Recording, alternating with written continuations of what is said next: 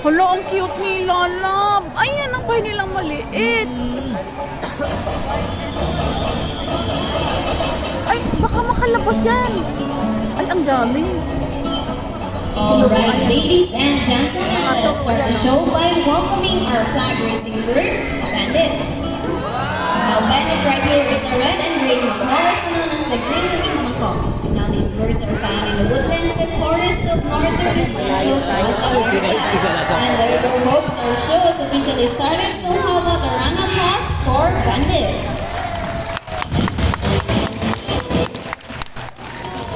Ang laki.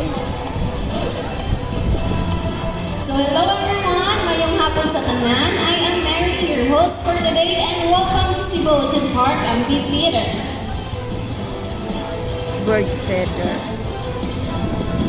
Now our next set of birds are just like any best friends, but sometimes best friends can be competitive, right? So let's meet Blue and Azul. And so today they will battle over who's gonna be the best in a basketball game. So let's go Blue, let's go Azul. Iba naman. So with trainer Catherine is Blue and with trainer Andre is Azul. So before we start this friendly battle, I'll be dividing you guys into two groups. Now all the boys will cheer for Blue. Come on boys, let me hear you cheer. Go Blue, go Blue. Go! And all the girls will cheer for Azul. Come on girls, let me hear you cheer. Go Azul, go Azul.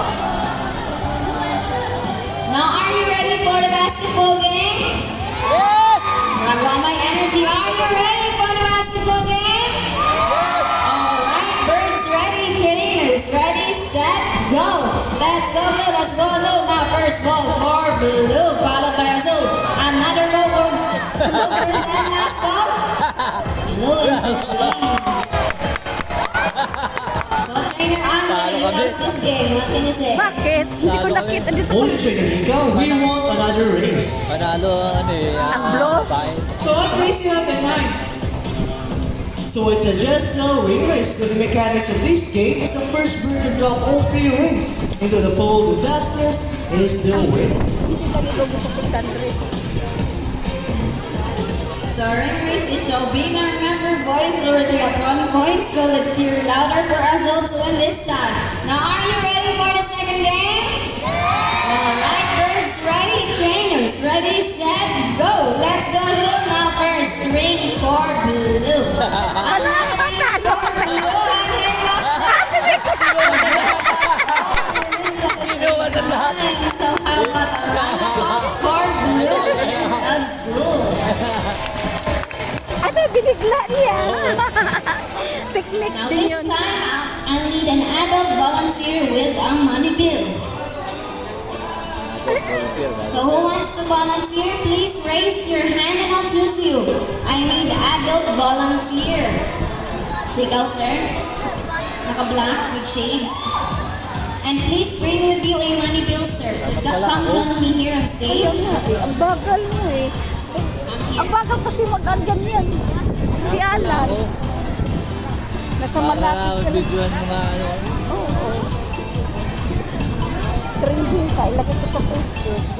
Siya mag-trending. As you notice, all our birds in the show are parts, that is because parts are highly intelligent, charismatic, and musically inclined. Little sir, good afternoon. So please stand right here. So face me Pero hindi ka pwede and mahiyain. extend your left arm. Ano lang naman yan. Hindi ka naman wala.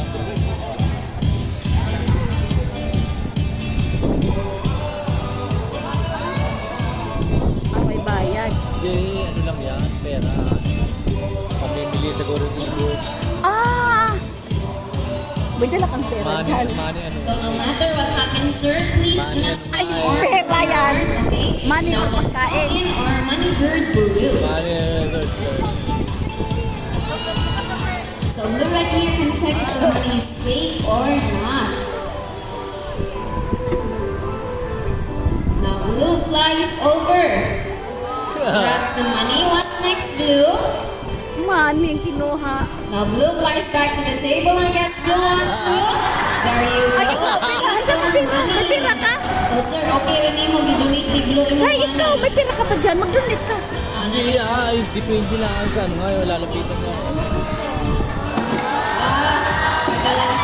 Joke lang ako, sir. It's all part of the show. So before we give you your money back, you'll have a photo op with our lovely birds. Another joke lang ako, sir. So pictures sa daw mo ni Blue, sir, for souvenir.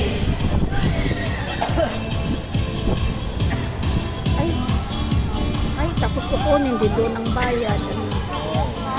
Ang picture. Okay, so here's your money back, sir. Please follow our photographer and we'll give you a printed copy for free. So how about a round of applause for our volunteer and our money bird? Hindi yung nasa box.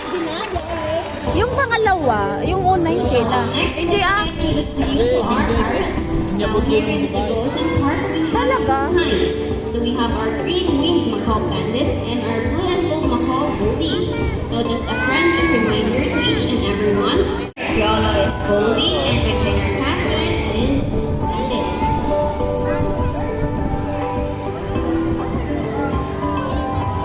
Now let's start. So up first on your right with Trainer Catherine is our green-winged macaw bandit.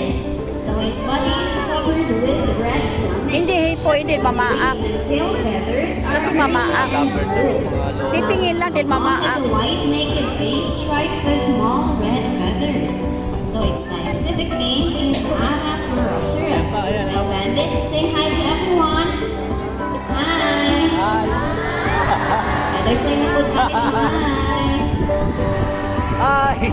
Now up next with Trainer Piolo is our blue and gold macaw goldie. Now blue and gold macaw has a beautiful shade of blue on its back and a solid shade of yellow on its inner wings and belly. We have Goldie up there as a blue and azul earlier in a basketball game. So later, nice segment si Goldie. So kung si Bandit buhay, si Goldie mo flex yung wings. Flex your wings, Goldie. Plus, Bandit up to 16 to 17 years old. And now lastly, did you know that parrots are monogamous? Meaning they only have one partner for their entire lifetime. And so that is it for different kinds of parrots.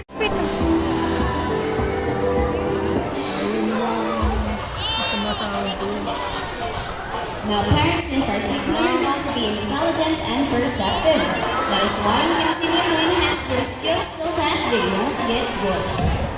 Now let's go back once again. Kasi may pagkain lagi. She's back to their correct slots. Lagi pinapakain. Nasaan yung lalaki? Now even though this is a learned behavior, Bandit has to get the shapes back to its correct slots. Alam niyo kung saan namin Good is perception, memory, and intelligence. So in the wild, use the skill to find food, shelter, and a good place to rest. Actually, Bandit, Na-imagine ko si Jeden eh. there you go, intelligent, right? How about a round of applause for Bandit? Where do you want me to put this object? On your left, right, or in the middle?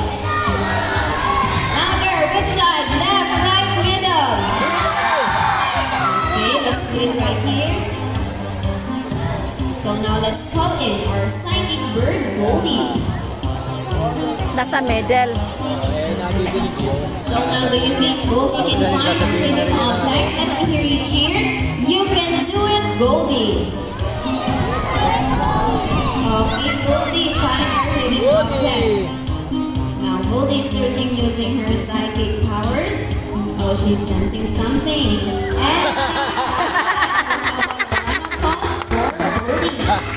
And Tinuro na yan. Ay, bubulong na yan ba? Sabi niya, kaya pinatanong eh. Naririnig na no. Sasabihin no. Kakatu, Nigel. Now once again, if our birds and trainers will roam around you, please do not try to reach or touch the feathers of our birds. So now let's call in Tweety, Nigel, and Snow. Nigel! Oh, meron na. Nigel.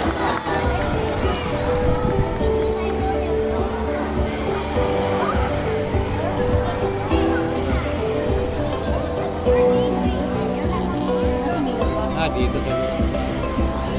Eh, laki, oh. Ang ganda naman ng balahibo na yan. Ang gusto nang kumain. Starts to up first with these are silver-crested kakadu queenie. Now these birds prefer their habitats along the edges of subtropical and tropical rainforests. Now we are trying her white with black wings. With a distinctive silver yellow crest, so this is the crest, Wow! and a yellowish underside wings. Wow, ang galing. So scientific name is Kakatua alarnica. Now up next with Trainer Carol is our umbrella Kakadu Medio. Also known as the white Kakadu or the great white-crested Kakadu. Now these birds are distinguishable from other Ayun na, sleep natin yan. Ganyan sila Oo. pala. which race has a yellow crest, while Nigel has a pure white cement. The last thing right there, if you have is our Moluccan Kakadu snow, also known as the salmon-breasted Kakadu because of their pinkish white colored feathers. So this exotic bird can be found in the Serang Archipelago of eastern Indonesia. Ah, galing Indonesia. Classified as the largest among the white cockatoos. Indonesia galing So, lang. scientific name is Oo. Molluscensis.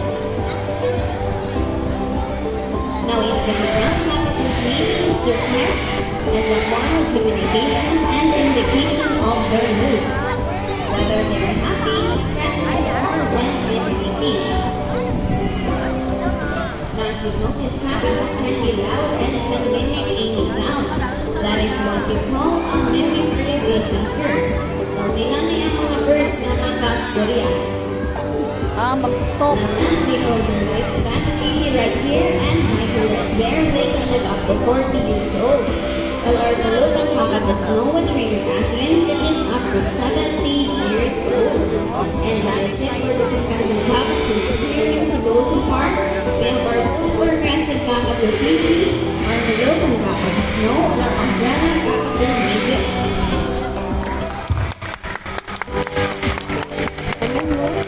Umabot sila ng 40 years old. 70.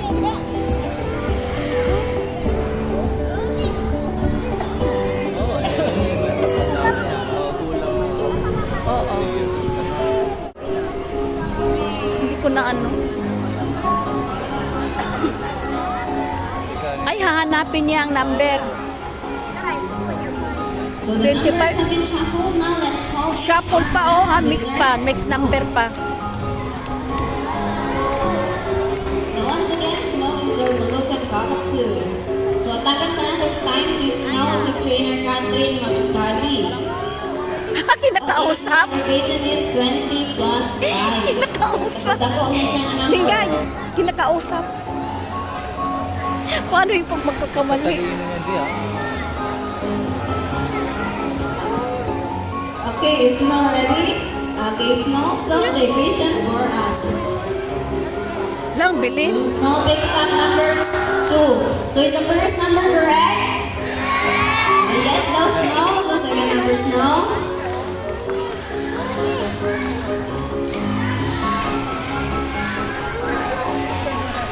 And there you go, 20 plus 5 is 25. So how about a round of applause for Snow? 25 na naman. Halo-halo yun. Pero minimix ha, ang number ha. Kaya nga, eh. Kaya nga, eh. Are also known as raptors. Now, raptor meaning to seize or to take by others. So they use Kaya tama si Nadine. by seizing or Ikaw, hindi ka tama. Now, the performance they Gusto mo doon, dito, panood natin. But here in Segotion Park, we have Dito tayo So we makapanood. have our Brahminic kite and our Philippine serpent eagle. So now, before we go in our raptors, I would like to ask everyone to please settle down, especially the kids, and no one shall cross the center stairs. So for the meantime, please stay clear of the center stairs. So wala sa imo abi sa center stairs. And if our bird fly over you, please do not try to reach or grab our bird. Amo, kuan. mag-fly. Now, are you ready to see raptors? Yung laging gawin na kakaba. Ayun na nga, Now, sinabi let's ko call sa iyo. in our Brahmini kind and Sabi ko sa iyo eh. Hindi ko makita. Eagles. Ang bilis. These valleys can be found in the Indian subcontinent, Lalabas. Southeast Asia, and Australia, where they are known as sea eagles. So na-notice din yung Ilico Sea Kingdom, that is because of the strong winds. Asa man, nilupad na? Oo pa, natago sa kanyang ano. Ha? Ayun na lalaki, dama sa kanya dadapo yan. Ayun pala, ano pa. Now, Brahmini kites are delicate entities than eagles, that is because they prey on smaller animals such as fish and Nandoon, malayo. Malayo.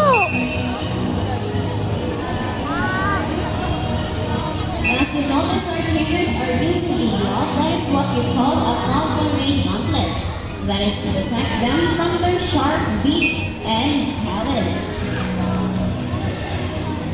Asa na yun? Kasama yan, taga-tipo, no?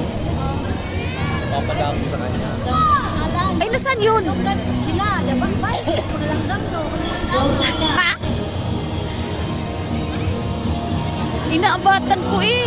Nandiyan, lalabas na.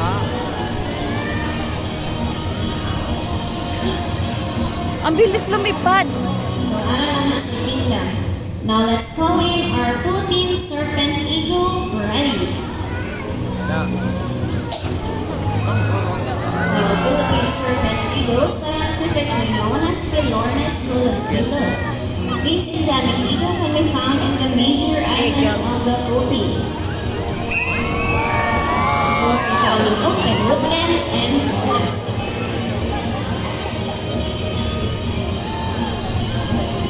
Now get your cameras ready as Freddy will fly across the stage. Oo. Bilis. And there you go for Philippine serpent eagle Freddy. Now just a fun fact, both Freddy and Kingdom were donated by the team in so they are nourished, trained, and fed. So they are Aray, umiikot. Ang bilis. Mataginit eh, no? Galing. Ang laki nila pag nabukang pakpak. Birds presenting Malaki pag nabukang are pakpak. homing pigeons. Ayun, homing. Oo. Homing, ano? So ito yung patong homing pigeons, sumugawa sila sa inyong right side. Tinatawag. Ayun, nandoon kasi tinatawag. Yan, dami! They'll go back to its nest and lay. Walang dami. Ayun, nakasama pala yun.